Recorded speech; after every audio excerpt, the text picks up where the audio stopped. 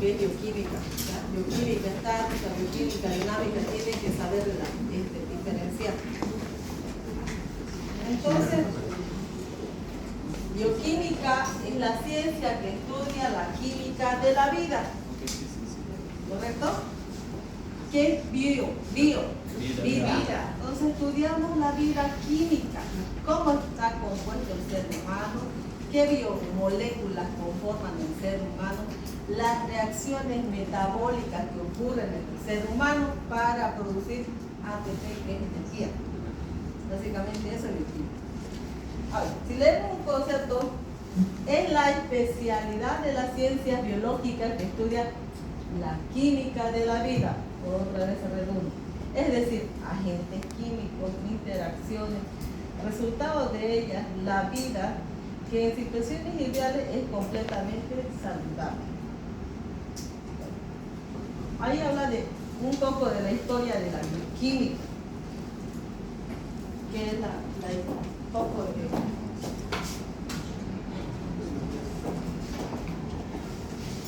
La bioquímica es una ciencia relativamente moderna que tuvo sus inicios a fines del siglo XIX. Y la bioquímica se extiende aproximadamente hace 400 años, aunque el término bioquímica parece haber sido utilizado primera vez en el año 1882 y fue propuesto por Carl Neuberg en el año 1903 por un químico alemán. En el año 1882 se empleó la palabra de bioquímica. La bioquímica es el estudio de los procesos químicos en los organismos vivos. ¿Cómo se divide la bioquímica? División. Bioquímica general, bioquímica fisiológica, bioquímica médica. La bioquímica general estudia las reglas generales para todos los seres vivos. Es una rama que estudia la composición de los seres vivos. La composición de un ser vivo, la composición química, estudia la bioquímica general. Eso es lo que vamos a estudiar ahora. Cómo está compuesto químicamente el ser humano, cada ser vivo, químicamente. Bioquímica fisiológica. Esto no vamos a estudiar, que está constituida por la asociación de células que van a formar los tejidos, los órganos y sistemas. Para eso estudian fisiología, estudian anatomía, histología y todo eso. Bioquímica médica, que es considerada una ciencia básica para la medicina. Algunos no creen que es importante la bioquímica, ¿no? Porque la complejidad también que tiene este tema, esta materia. Pero es muy importante. La bioquímica estática estudia los agentes estáticos. Hay una amplia diferencia entre bioquímica estática y bioquímica dinámica, no es lo mismo. Bioquímica estática se encarga de estudiar los elementos químicos, los compuestos químicos que está compuesto el ser humano, las interacciones de los elementos. La bioquímica dinámica ya estudia las reacciones químicas, muy diferente, ¿no? O igual. No. Bioquímica estática estudia los elementos que componen el ser vivo. Bioquímica dinámica, las reacciones químicas metabólicas que ocurren en el ser vivo. Mira, muy amplia y es dentro del examen. Entonces vamos a leer lo que dice en el libro. Bioquímica estática estudia agentes químicos, componentes del cuerpo humano, indica características físico-químicas. Esto no estudiamos el tipo de reacciones que pueden darse entre sí, enlaces que pueden formar. Bioquímica dinámica estudia las interacciones de los agentes químicos entre sí organizados en reacciones químicas y estas en ciclos bioquímicos que están categorizados en qué? En vías metabólicas que son anabolismo y catabolismo. Bioquímica 2 es bioquímica dinámica. El otro semestre van a llevar bioquímica 2, van a llevar bioquímica dinámica. Ahora me voy a ocupar de la bioquímica estática. Yo me voy a ocupar de la bioquímica estática. Bueno, y esto es parte del metabolismo. ¿Dónde ocurre? Ocurre dentro de nuestras células. ¿Para qué ocurre esta reacción? Esto es bioquímica dinámica. Yo con los alumnos de bioquímica 2 voy a avanzar esto a gran profundidad, porque esto corresponde, y la esencia de bioquímica 2 para mí es metabolismo. Entonces, esto ocurre en las células, ¿para qué? Para producir ATP. ¿Qué es el ATP? Es una forma de energía. ¿Para qué me sirve la energía? Para levantarme de la cama, para venir a la universidad, para estudiar bioquímica, para estudiar fisiología. Yo necesito, y todos necesitan ATP. Porque si no hay ATP, no hay vida. Si no hay energía, ¿cómo me voy a levantar de la cama si no tengo energía? Esta energía proviene de los alimentos. ¿De qué alimentos? De los vegetales, de las verduras. Esto es metabolismo. Ahí está. Esto es metabolismo, objetivo, formar ATP, adenosín trifosfato. ¿Ya? Hay una amplia diferencia lo que es en las células vegetales o las células animales. ¿Ya? Nosotros los seres humanos no podemos, necesitamos de las biomoléculas, necesitamos consumir vegetales, necesitamos consumir frutas para obtener ATP. Porque si no consumimos vegetales no vamos a tener ATP. Ahora las plantas ellas elaboran su propia energía. Es muy diferente, ¿no? Las plantas a través de la fotosíntesis sintetizan su propio carbohidrato, que son biomoléculas para formar ATP. En cambio nosotros tenemos que ingerir por vía oral. ¿Para qué? Para producir ATP. ¿Entienden la diferencia? ¿Sí? ¿O no? Los seres humanos necesitamos por vía oral nutrientes para sintetizar ATP. Las plantas no. Ellas elaboran sus propios nutrientes para producir ATP. Bueno. Y una de las reacciones bien claras es la fotosíntesis que ustedes pueden ver en los cloroplastos. Dióxido de carbono más agua más luz solar, ella sintetiza un carbohidrato que ahí dice glucosa, que tiene 6 átomos de carbono. Ellas producen glucosa más oxígeno. Ese oxígeno, ¿quién lo respira? Nosotros. El oxígeno es gratis. ¿Gracias a quién? Plantas. Aparte de oxígeno, estas plantas nos proporcionan glucosa, que es un carbohidrato. La glucosa va a la célula, específicamente a nivel de mitocondria, en forma ATP energía. Entonces, un poco avanzando en lo que es. Esto no debería preguntarme. Entonces, si hablamos de... Esto ya avanzamos, ¿no? Avanzamos. ¿Cuál es la composición química del ser humano? Nosotros los seres humanos estamos compuestos por elementos de la tabla periódica. Sí. Los elementos de la tabla periódica que dan vida se llaman bioelementos. Estos bioelementos se clasifican en 3: primario, secundario, oligoelementos. Los bioelementos primarios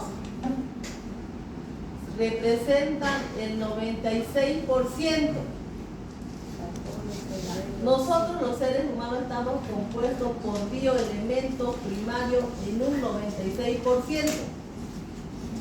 Los bioelementos secundarios representan el 3,9%. Los oligoelementos representan el 0,1%.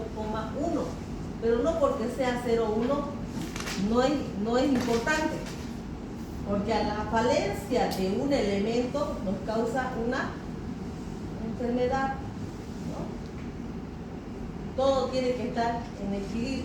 No puede estar ni mucho ni menos. Ahora, dentro de los bioelementos primarios que conforman el ser vivo, tenemos carbono, hidrógeno, oxígeno, nitrógeno, azufre, fósforo y otros, calcio, potasio, sodio, cloro. Ellos son elementos primarios. Los secundarios son 14: hierro, manganeso, cobre, zinc, flúor, yodo, bromo, silicio, vanadio, cromo, cobalto, selenio, molibdeno y estaño. Estos son 3,9%. Los oligoelementos, que están en infinísima cantidad, o sea, casi despreciable la cantidad, 0,000001, ellos desempeñan diferentes funciones en el metabolismo, en la fisiología de los seres vivos. Estos elementos son yodo, flúor, cobalto, silicio, aluminio, cromo, litio y otros. Bueno, ya vamos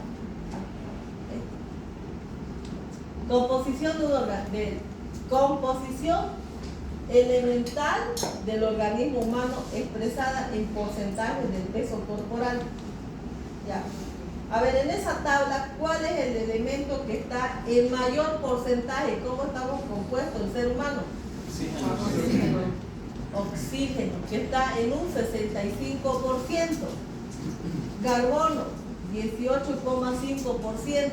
Hidrógeno, 10%. Después, ¿quién le sigue? No le sigue potasio, le sigue nitrógeno. ¿No? Nitrógeno, ¿y con cuánto? 3,0%. Después del nitrógeno está calcio, fósforo. Después ya está potasio. Entonces, esta es la composición química del ser humano. Esto estudia la bioquímica estática. Esto vamos a estudiar a lo largo del semestre. ¿Cuál es la relación de la bioquímica con otras ciencias? Tenemos con la genética, porque había una amplia búsqueda del genoma humano, ¿se recuerda? Estaban los investigadores en el mapeo del genoma humano. Entonces la bioquímica ayudó a las investigaciones de los enfoques genéticos y el genoma humano. Con la fisiología, en el estudio de la función corporal. Con la inmunología, gracias a la bioquímica, emplea numerosas técnicas bioquímicas, muchos aspectos inmunológicos han encontrado su extenso en la bioquímica. Con la farmacología, ¿qué tiene que ver con farmacología? Todo fármaco oral necesita de enzimas para biotransformar y esas sustancias tóxicas eliminar, ya sea por cualquier vía de impresión. Entonces tiene una amplia relación con la farmacología. Para ustedes llevar farmacología tienen que saber qué enzimas trabajan a nivel del hígado, qué órgano es rico en enzimas, qué es una enzima, cómo se clasifican las enzimas. Por eso es que es importante la bioquímica. A veces el médico dice, la materia de bioquímica no sirve para la medicina. Mentira. Si no sabe qué es una enzima, ¿cómo va a saber el metabolismo de los fármacos? ¿Cómo se va a biotransformar? No va a saber qué es una enzima.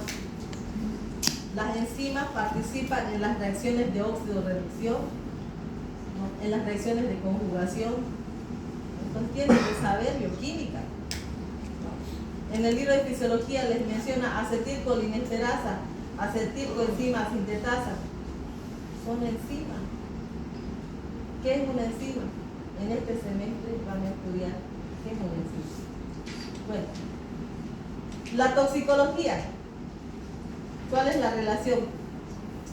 Los venenos actúan por medio de reacciones y procesos bioquímicos. Patología. Utiliza enfoques bioquímicos en la inflamación, lesión celular, cáncer y otras enfermedades. No, es que escuché ayer a una colega decía, ella enseña farmacología y me dijo, para mí no es importante bioquímica. Que mis alumnos aprendan fármacos no es importante bioquímica. Y es mentira. Es mentira. Microbiología, zoología y botánica emplea métodos bioquímicos. Eso es el tema de introducción a la bioquímica. Vamos con el tema de agua. Lo indispensable en la vida del ser humano, las plantas y los animales. ¿Por qué el agua es tan importante para la vida? ¿Por qué el agua es tan importante para la vida?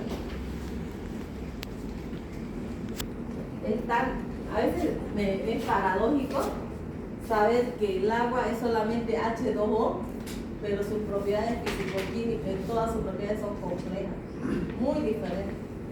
¿No? Hasta el estado físico del agua es diferente, muy complejo. ¿Por qué el agua es importante? Para nosotros. ¿Por qué creen que el agua es importante? Porque el cuerpo está constituido por la Ya, una es la hidratación, correcto. ¿Cuánto debo de tomar al día? 2 a 3 litros de agua. 2 litros. 2 litros. Ya, ¿qué se llama cuando una persona toma más de 2 litros de agua? 3 litros, 4 litros. hidratación. Una hiperhidratación. Pero tiene un nombre raro, ustedes les digo.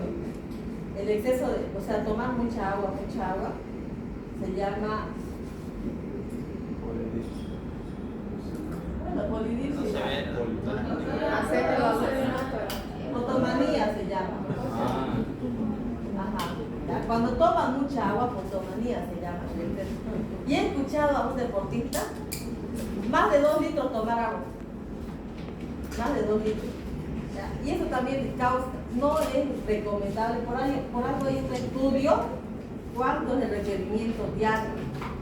Una persona debe tomar 2 litros de agua, el requerimiento diario. No puede tomar 4 litros, 5 litros. ¿Pero qué más? Depende de la actividad física que realizamos. Sí, también, el requerimiento de la actividad física. ¿Sí? En bioquímica vamos a estudiar reacciones químicas. Reacciones químicas. En estas reacciones químicas, en todas las reacciones químicas interviene el agua. Es una de las razones del por qué yo tengo que estudiar el agua. Aparte, el agua representa, según el libro de Biología, Química Biológica de Antonio Blanco, representa el 60 al 90% del peso corporal humano. En otro libro de Guyton maneja otro porcentaje, 50-70. Pero en bioquímica de Antonio Blanco, el agua representa el 60 al 90% del peso corporal humano. O sea, a mis alumnos de bioquímica les decía, si esto representa un alto porcentaje, entonces, por lógica, nosotros somos sistemas químicos a base de agua. Sistemas químicos andantes a base de agua. ¿Qué máquina hay que funciona con este peso, con este porcentaje? ¿Hay alguna máquina que esté con el mismo porcentaje y esté funcionando? ¿Algún robot? Nuestros seres humanos sí. Y por eso es importante estudiar cómo está compuesto químicamente el agua. Se apaga. Ahí. Yo creo que se ha ido moviendo. Si hay magia en este planeta, está guardada en el agua. Eso decía el naturalista Lorenz Eiseley. El agua es el compuesto más abundante en la naturaleza. En estado líquido, ¿dónde lo encontramos? En los mares, en los ríos, en los lagos, en las lagunas, en las quebradas.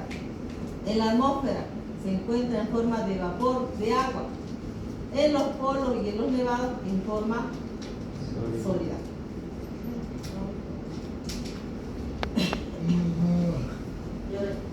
En los exámenes de bioquímica, ¿por qué no avisan cómo estoy examen?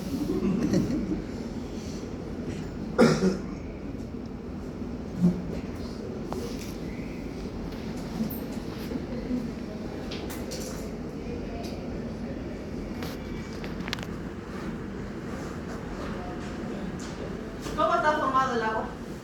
Todos sabemos.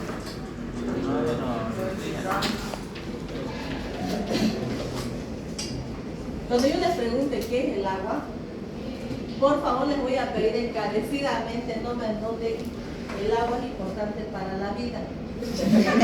Por favor, ni me reclaman todavía. No es ese el concepto de agua. Y cuando pregunto así, ¿qué es proteína? Son biomoléculas importantes para la vida. No, les voy a poner mal. Les voy a poner mal porque está mal. Bueno, todos sabemos que el agua es H2O.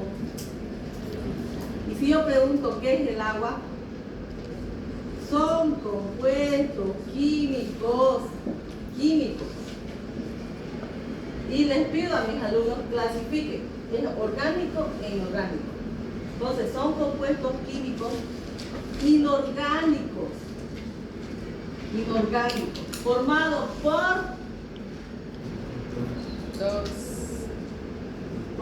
por dos átomos de hidrógeno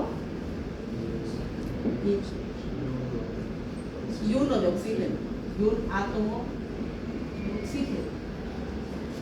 Eso. Cuando les pregunto qué es el agua, son compuestos químicos inorgánicos formados por dos átomos de hidrógeno y un átomo de oxígeno.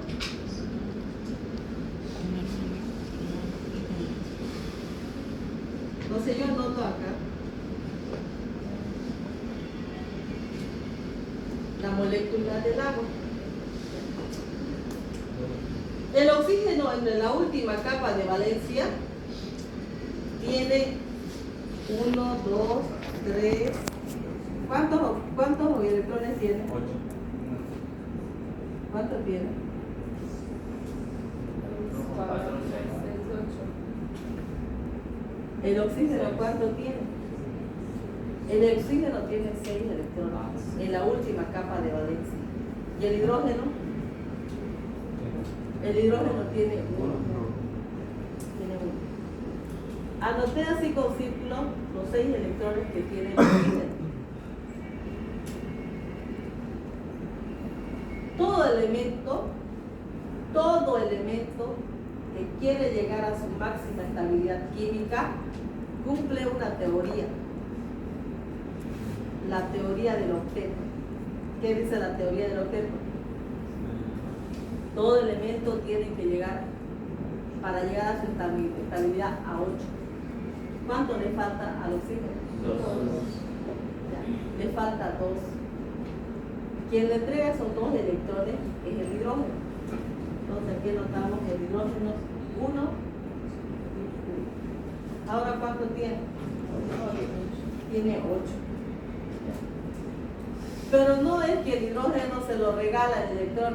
Ah, te falta electrones, te regalo. No le regala, comparte. Entonces hay comparte electrones. Estos compartimientos de electrones me forman estos enlaces.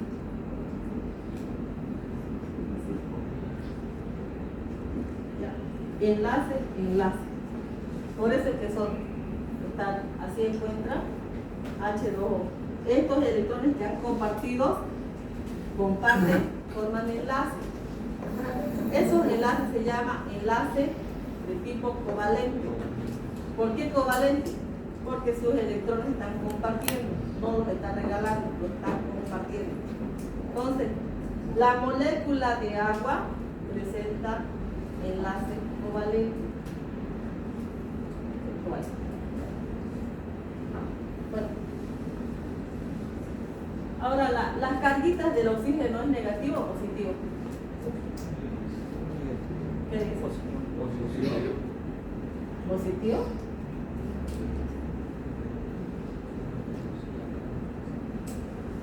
Es negativo. El hidrógeno es positivo. Cargas contrarias se atraen. Cargas iguales se repelen. Entonces el oxígeno está cargado negativamente y el hidrógeno está cargado positivamente. Por eso es que se atraen. Cargas contrarias se atraen. Cargas contrarias se atraen. Cargas iguales se repelen. Se odian. ¿Se quieren entender? Se Bueno, entonces es un odian. poco de química del agua.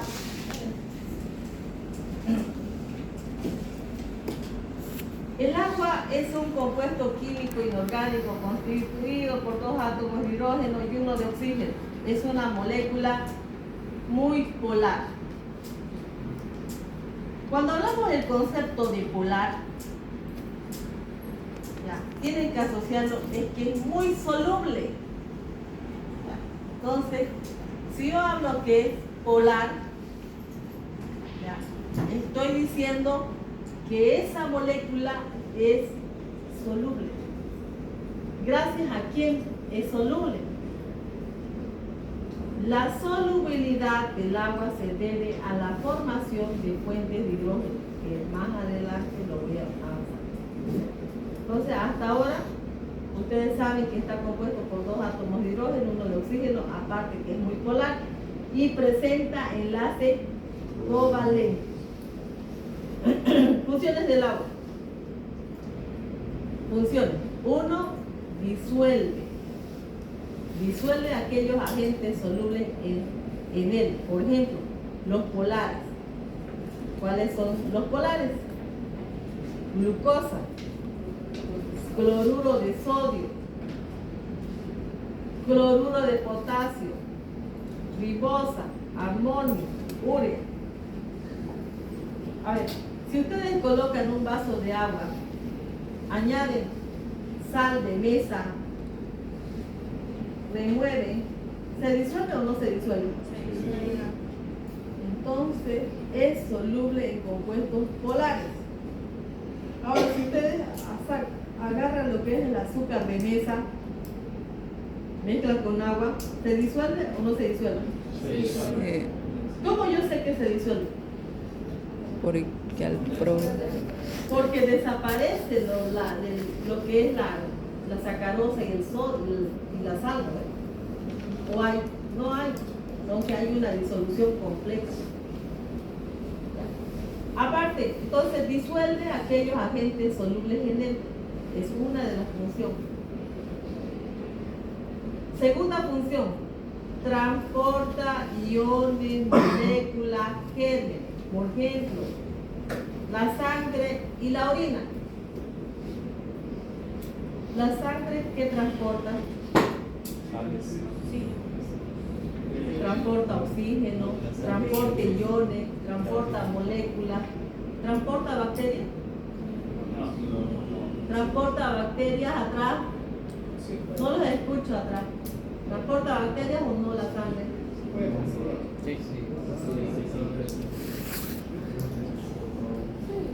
A ver qué dice.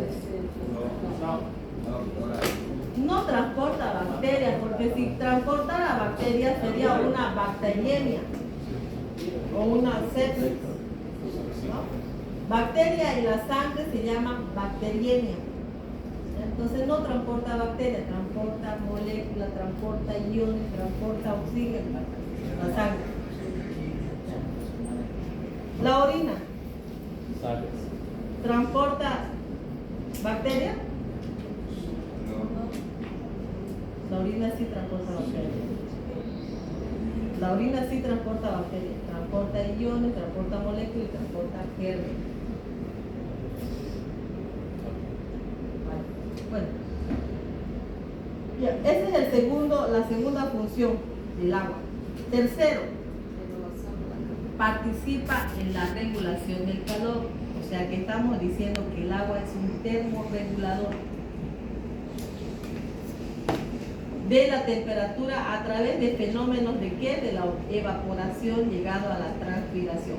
Cuando hay fiebre, el paciente puede perder de 50 a 75 ml por día, por grado centígrado. Las pérdidas en épocas de verano, así como cuando hace calor, por sudor, son insignificantes. Pero si el paciente tiene fiebre, por cada grado que se eleve, el paciente pierde 50 a 70 ml por día, por cada grado. Entonces yo tengo que saber cuánto es la temperatura corporal humana. ¿Cuánto es la temperatura corporal humana?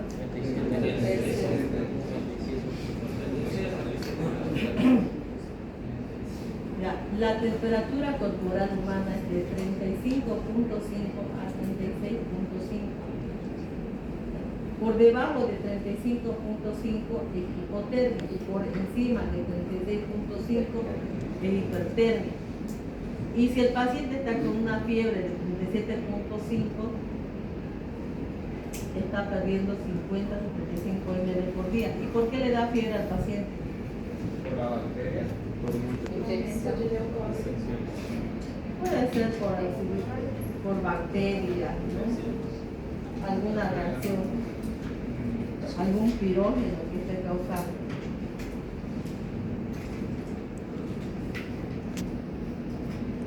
Ya vamos a estudiar las propiedades físicas del agua, que esto también.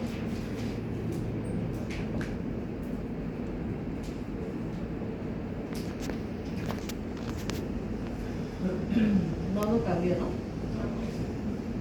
3 propiedades físicas del agua. ¿Cuáles son? Cohesión, adhesión y capilaridad. Las propiedades físicas del agua son 3.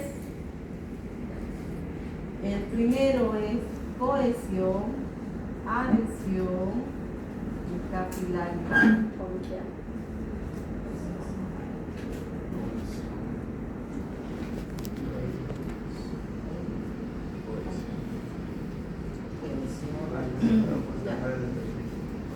Existen 3 propiedades del agua que son cohesión, adhesión y capilaridad.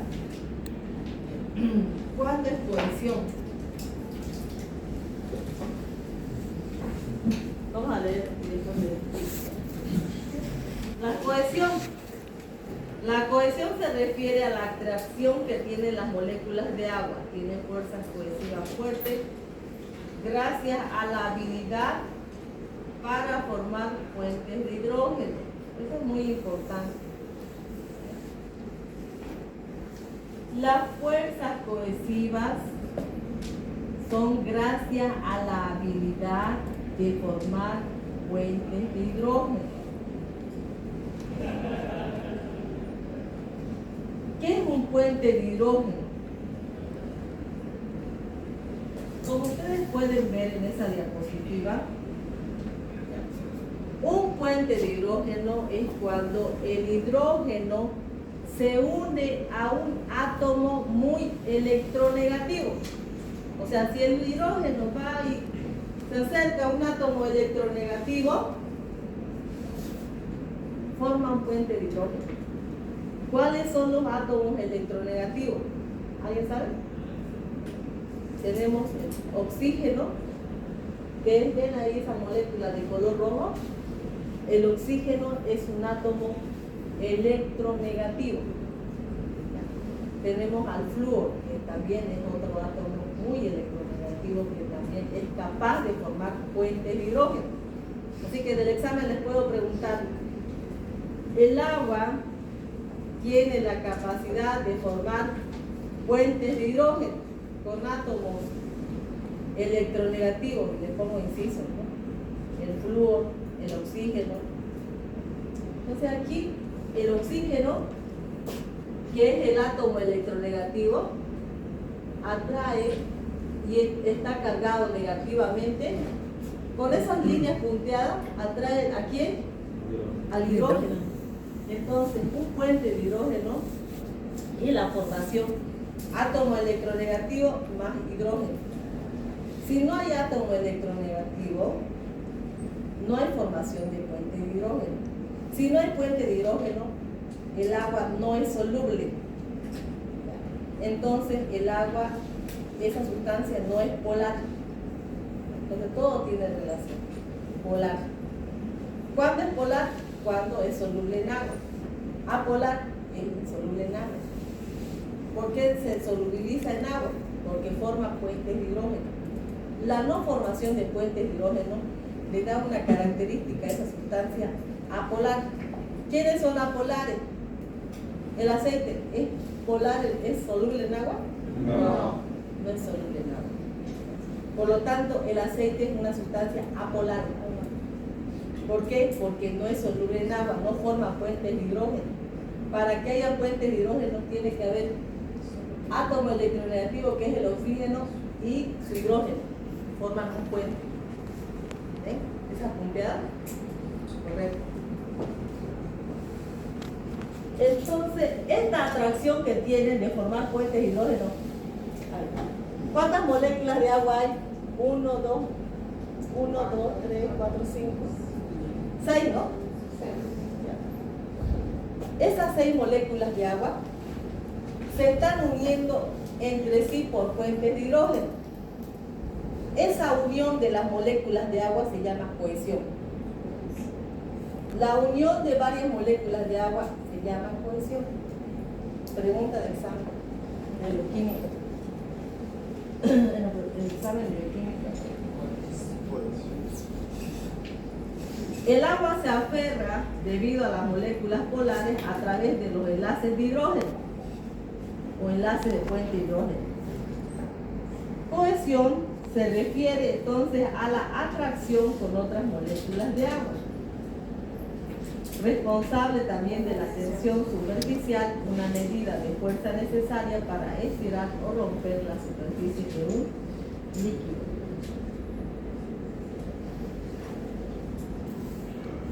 Ahora, adhesión.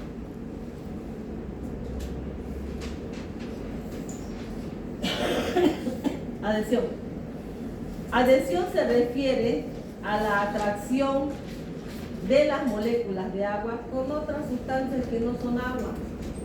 Por ejemplo, el agua se adhiere a cualquier sustancia por la cual puede formar enlaces de hidrógeno. Por ejemplo, si ustedes derraman en su mesón de ese pupitre agua, ¿qué va a pasar? Si derraman unas cuantas gotas, se queda en esa superficie. Entonces, a ese fenómeno se llama adhesión, no directamente se desparrama. En las hojas igual, como ustedes pueden ver, las gotas de agua en esa hoja se adhieren. Entonces, pueden formar enlaces de hidrógeno con sustancias que no son agua. A ese fenómeno se llama adhesión. Bueno. Y lo último, ¿alguien entiende qué es capilaridad? He buscado en varios libros de bioquímica que era capilaridad. Imagínense la planta de pino, ¿cuántos metros mide?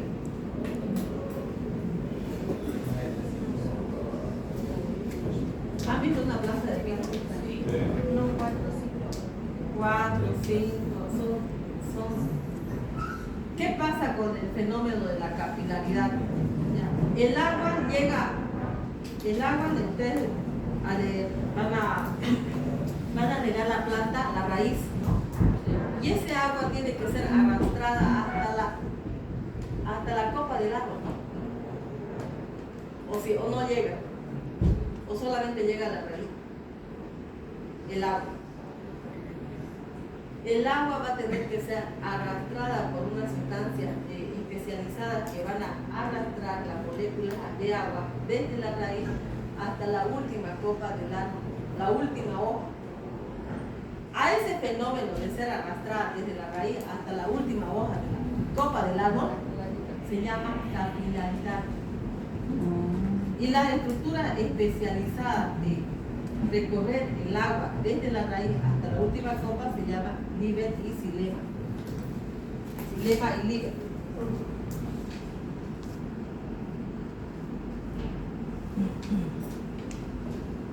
¿Cómo se llama, doctora? Ahí está la diapositiva. Estas diapositivas, por si acaso, se las voy a pasar. Son de mi autoría, así que no se las voy a pasar. Entonces, ¿cuál sería su concepto de capacidad? He buscado bastante un concepto que sea químico, así, no que explique, pero en los libros solo ejemplifica, menciona, ¿no?, la acción del arrastre de las moléculas de agua. Ahora vamos a estudiar el agua como solvente.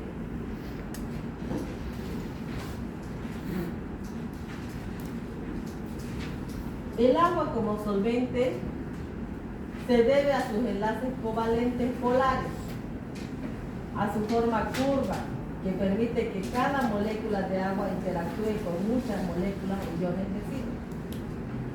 Los solutos poseen carga o que contienen uniones covalentes polares son hidrógenos.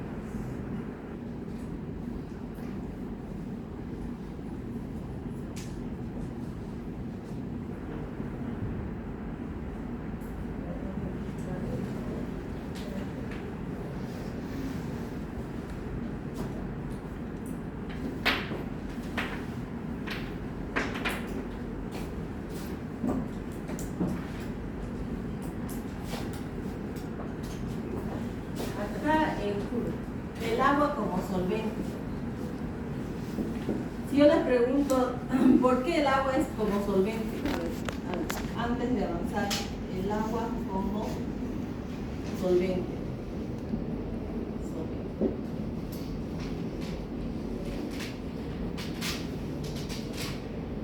Vamos a anotar ejemplos. Solución de cloruro de sodio al 0,5%. Es un ejemplo. Solución de cloruro de sodio al 0,5%. Una solución en química está compuesto por soluto más solvente.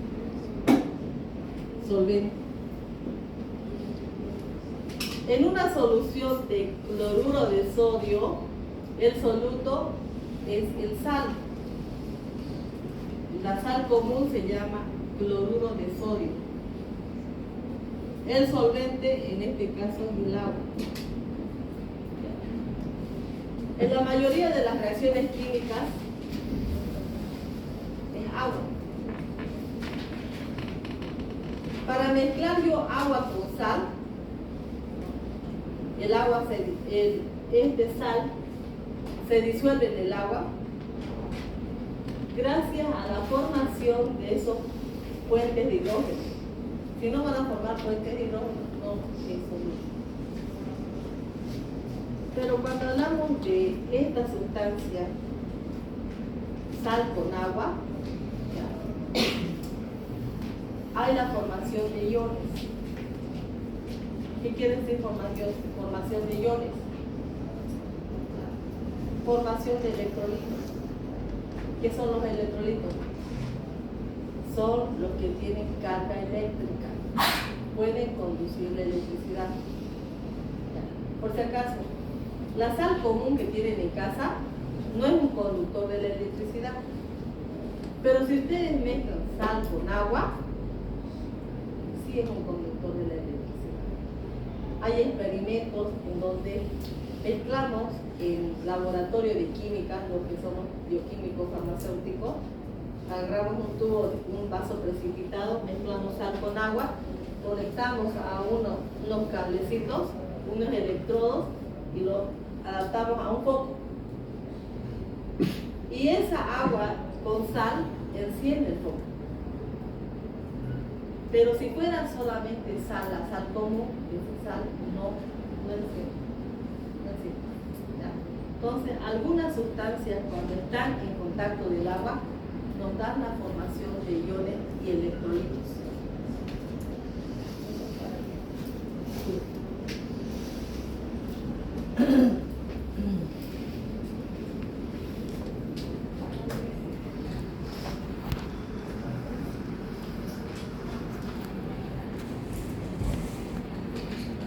Ya, ahora el agua como cuando pasa el agua cuando mezcla con el aceite. ¿Alguien se le ocurrió por qué el agua no es soluble? ¿El agua no es soluble en aceite?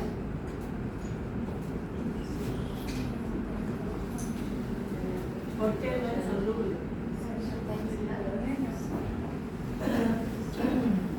¿Densidad? Sí, una de las razones por la densidad. Otra.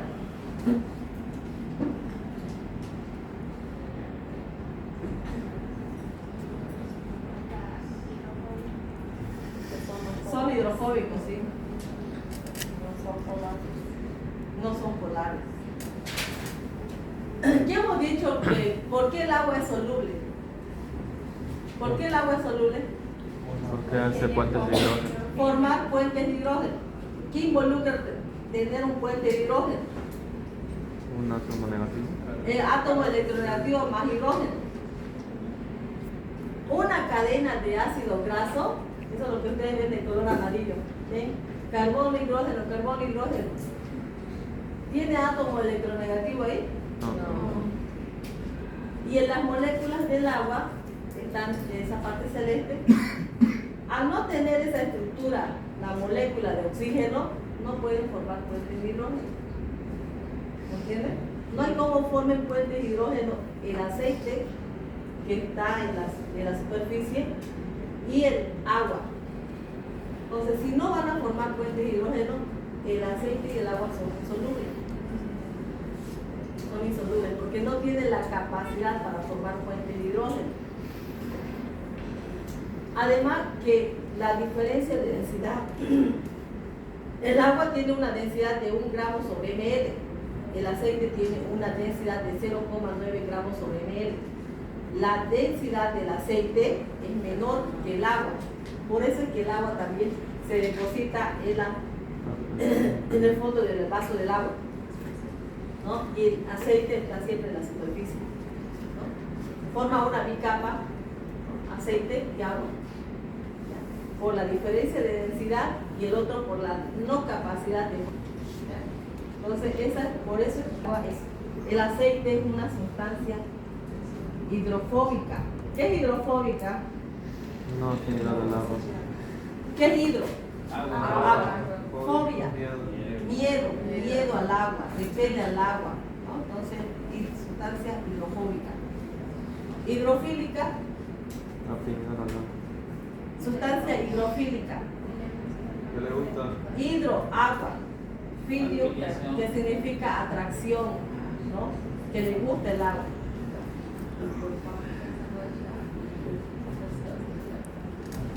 Bueno, esto de verdad que cuando avancemos no ácido, ¿ya? Vamos a avanzar proteínas y reacciones químicas. En este momento no le van a entender, pero cuando hacemos esto ingresa al primer parcial por si acaso. ¿Ya? La síntesis de las proteínas, de los aminoácidos, los péptidos entra al primer parcial. Las soluciones en agua pueden ser ácidas, básicas o neutras.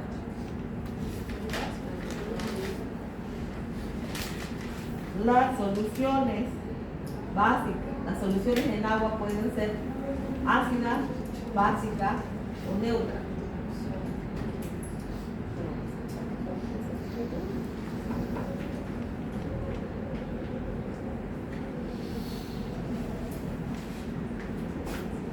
Ahí, en este momento ya vamos a entrar a pH. Vamos a anotar hidrólisis del agua. Había una cuestión, yo la verdad en la carrera de bioquímica yo nunca llevé agua y pH. Agua es un tema, pH es otro tema. Pero en medicina lo llevan agua, pH y soluciones en un solo tema. Pero tiene su razón de ser porque la hidrólisis del agua, aquí anotan agua, o sea, romper esos enlaces de esta molécula de agua me origina OH y me origina hidrógeno. O sea, que las sustancias, ¿no?, que vamos a mezclar con agua pueden ser ácidas, pueden ser básicas o pueden ser neutras, ¿no? Si el pH,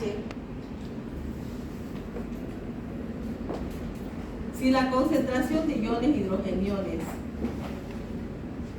generalmente cuando yo hacía noto corchetes, es concentración de iones hidrogeniones. Si esta concentración es alta, la solución es, ¿qué sería? Es ácido. O sea, si esto es alto, es ácido. Ahora, si esto es alto, los OH, ¿qué sería? Básico o alcalino.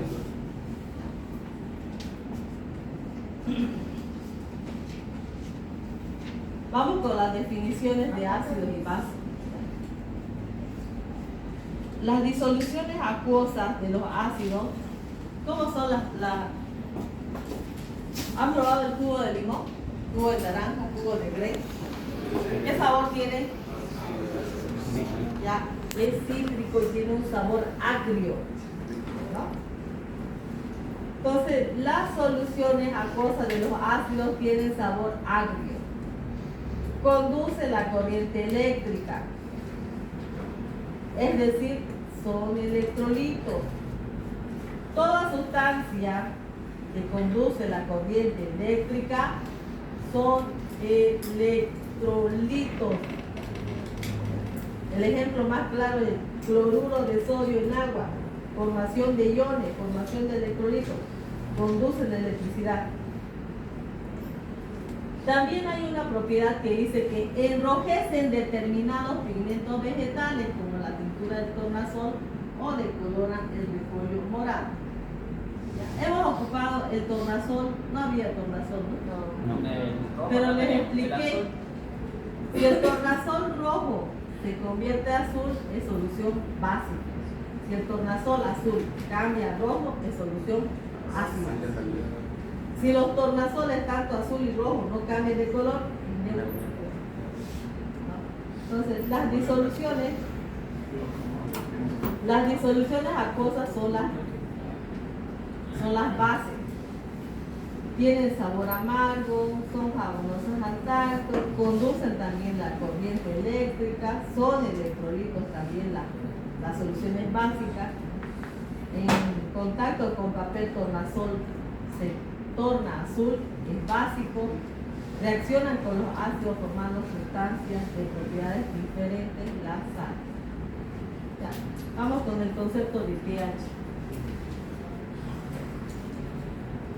En el año 1909, Sorensen, 1968, 1939, se ha definido el pH de una disolución como el logaritmo negativo de la concentración de iones hidrogeniones. Matemáticamente el pH es igual a menos el logaritmo de la concentración de iones hidrogeniones. Así, para las distintas disoluciones se tiene disolución ácida. Si la concentración de hidrogeniones es mayor a 1 por 10 a la menos 7, el pH es menor, entonces es ácido. Si la concentración es igual a 1 por 10 a la menos 7 molar, el pH es igual a 7. Si la concentración de la disolución básica del hidrogenión es menor de 1 por 10 a la menos 7, el pH es mayor a 7, por tanto es una solución alcalina. ¿Me entienden esto?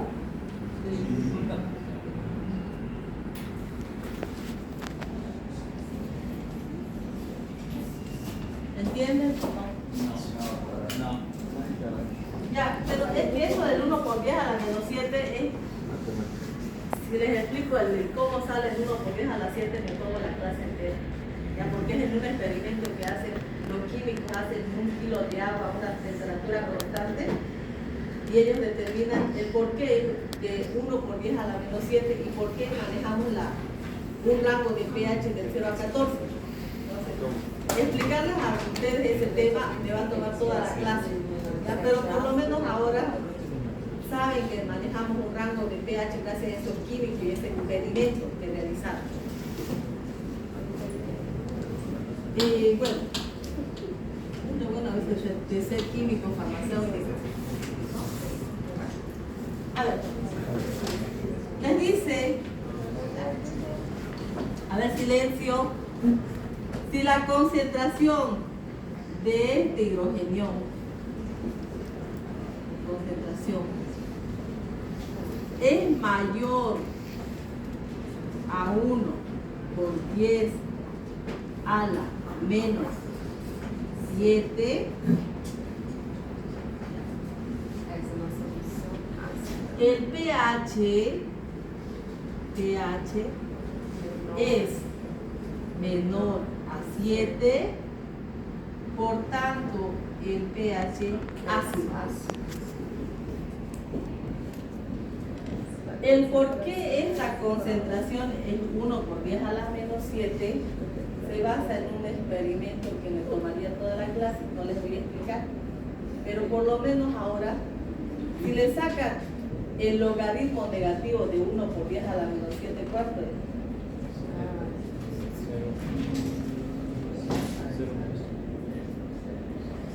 Tarea para su casa.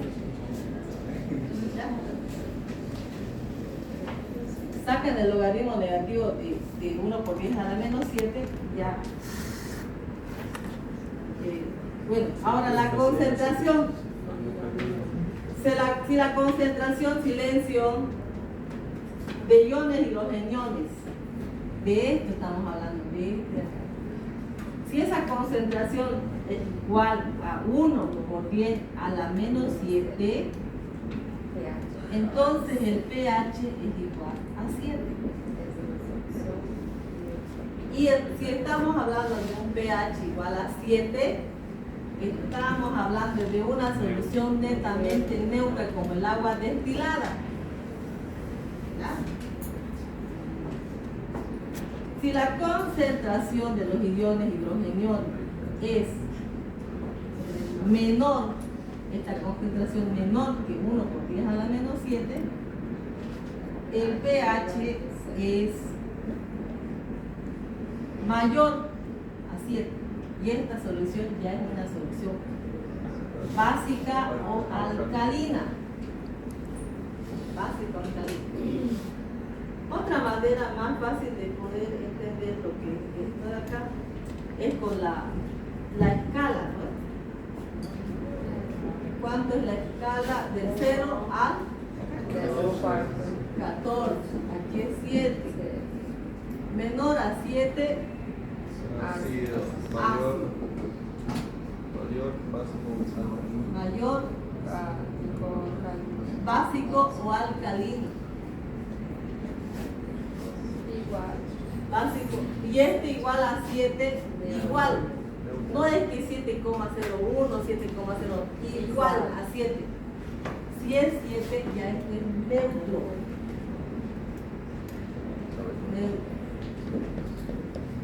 ¿Entendieron? Sí.